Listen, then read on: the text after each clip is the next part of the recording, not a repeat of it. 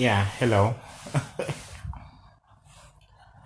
Um, I don't know.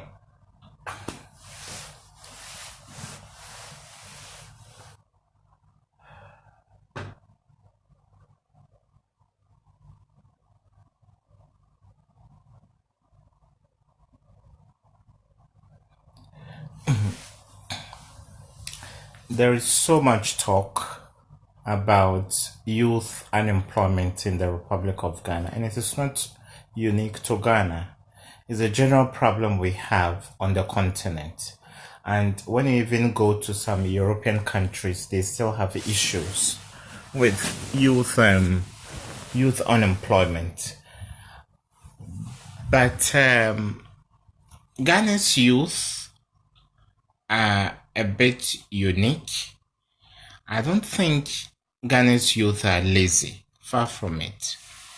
Um, you feel inspired by people who are working from paycheck to paycheck.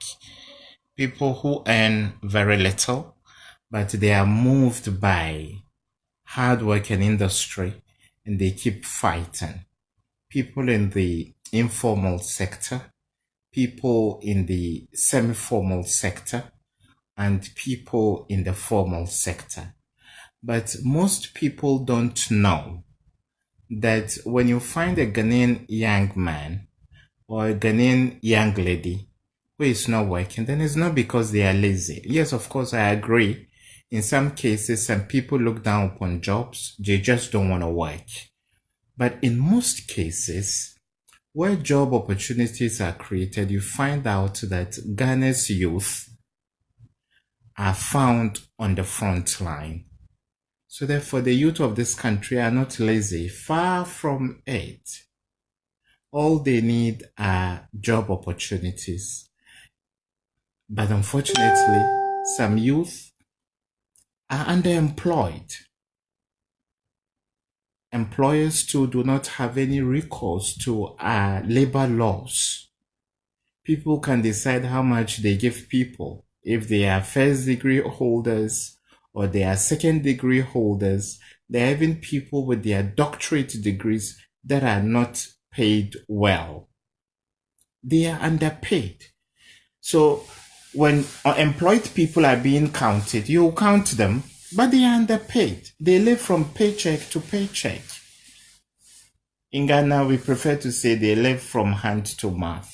So therefore, I think something needs to be done to make sure that yes, of course, employers will talk about the need for value for money. But then, how well do we regulate the salary structure? Is it that the Fair Wages and the Salaries Commission only say, okay, no employee should be paid this quantum of money, less than this amount a day?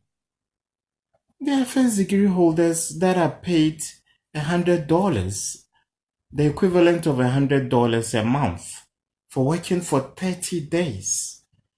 Some are paid $150, the equivalent of $200. Some are paid the equivalent of $300. So something just needs to be done. We dissuade people, we discourage brain drain.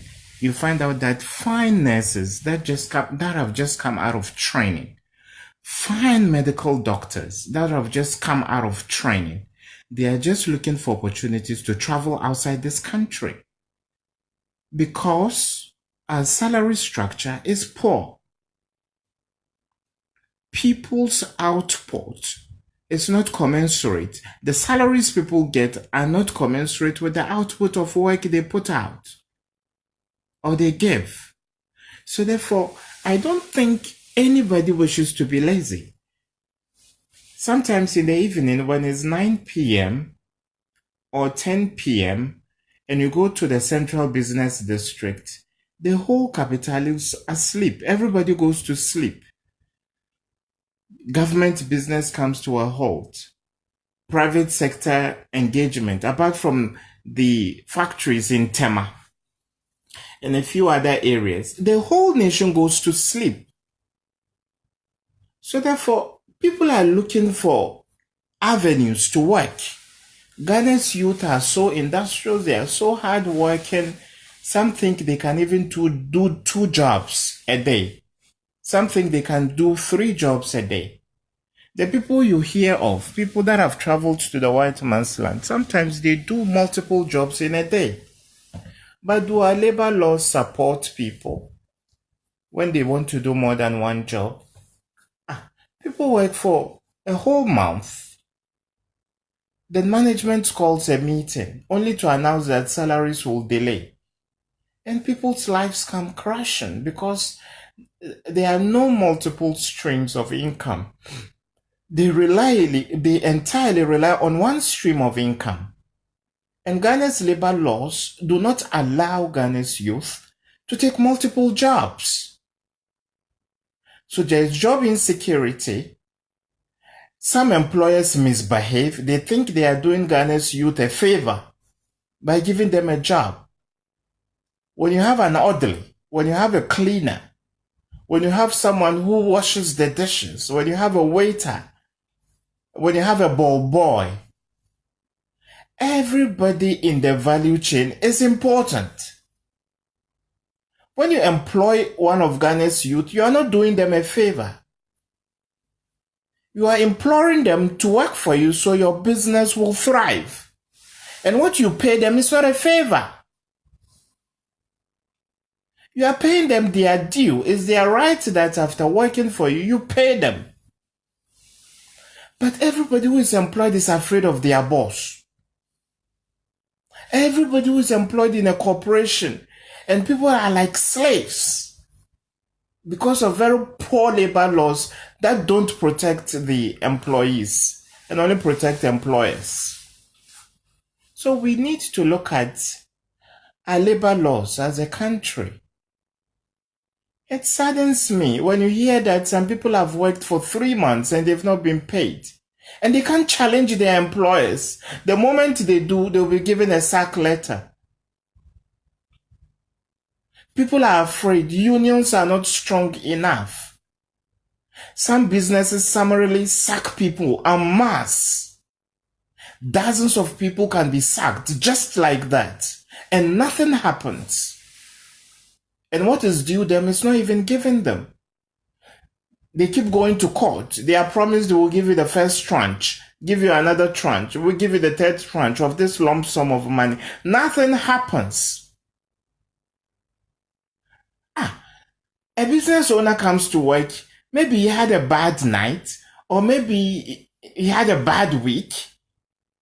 Then everybody is on tenterhooks.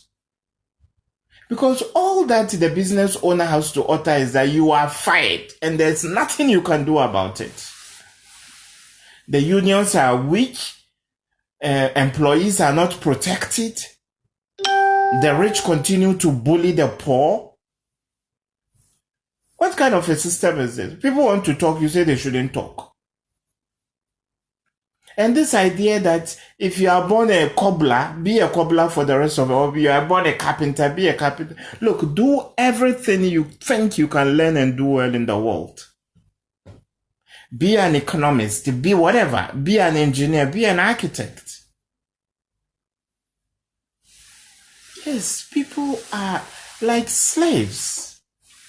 So subservient to their bosses. The mere footsteps of a boss should send shivers down people's spines. They have no right. There is tyranny and a sense of dictatorship in most business environments, corporate offices, corporate environments in the Republic of Ghana. There is an environment of tyranny and dictatorship in corporate Ghana. We have to break that jinx. Corporate tyranny has no place in the Republic of Ghana's youth want to work. People from moderate families want to pick up their families from the doldrums. Young, fine women, so intelligent and hardworking. They want a job and someone wants to take advantage of them. A young lady comes to a panel for an interview. Instead of giving her the job, you slip a contact number and a room number for her to meet you in a hotel. What kind of a nation is this? So when we see women, we don't see people that are capable of helping this country with its productivity. We see sex toys or sex tools. So we need to change the corporate tyranny there is in the Republic of Ghana. If you work for an employer and the person fails to pay you, there should be avenues for you to sue the person. Even if it means the state confiscating some of the person's assets, liquidating the assets and paying people off. The poor are being unduly taken advantage of because of poor labor laws in the Republic of Ghana. Ghana's youth want to work. People are hardworking. Look at those who drive Uber. Look at Uber drivers. They work multiple hours. Look at young men that work as conductors, bus conductors, or minivan conductors.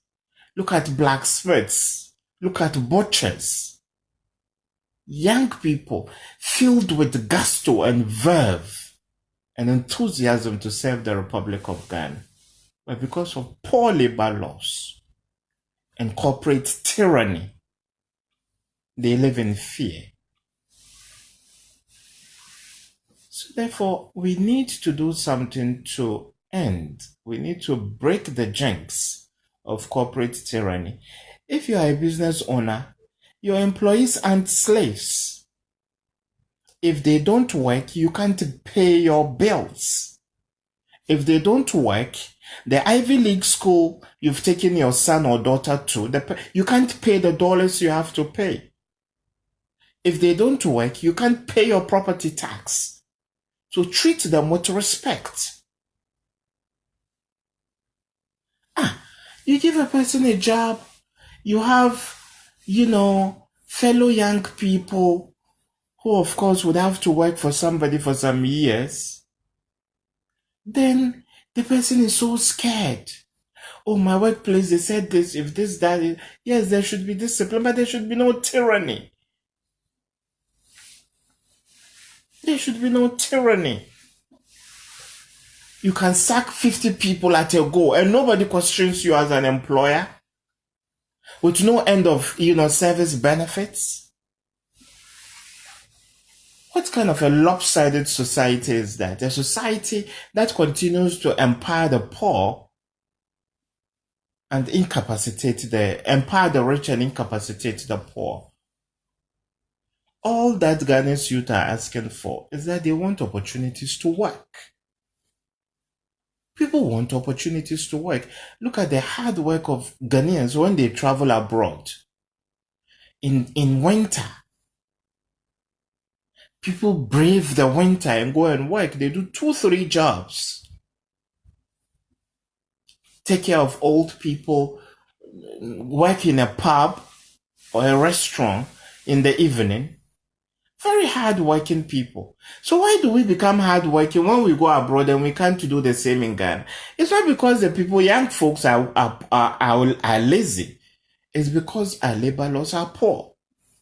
Ghana's labor laws empower the employer and disempower this employee. The employee has no say. And the employer thinks they are doing the employee a favor. Are you kidding me? It's a social contract that the person puts in some work and you pay the person something that is commensurate. And the time has come for the Fair Wages and Salaries Commission. I don't know how they are called. If you are a first degree holder, they have to make it categorically clear that no employer should pay you less than this amount of money. If you're an HND holder, you shouldn't be paid less than this amount of money as your salary. If you are, a second degree holder, you shouldn't be paid less than this amount of money. So we can empower the employees, because without them, the employers can't survive. Their businesses will crash. But who is the least respected in the value chain? The employee. Go to lorry stations at the break of dawn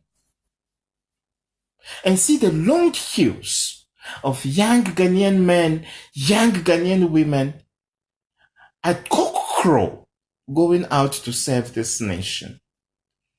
And in the evening rush hour, go to bus terminals, go to lorry stations and see the stress people go through. And all they want is a decent life for themselves and their families. And despite all of this, there is corporate tyranny, and nobody is able to stand up to the employers. Employers that have been over-pampered, employers that have been over-empowered. So that's it. And we just calling for equity and the respect of the rights of employees. And we should break the jinx of corporate tyranny.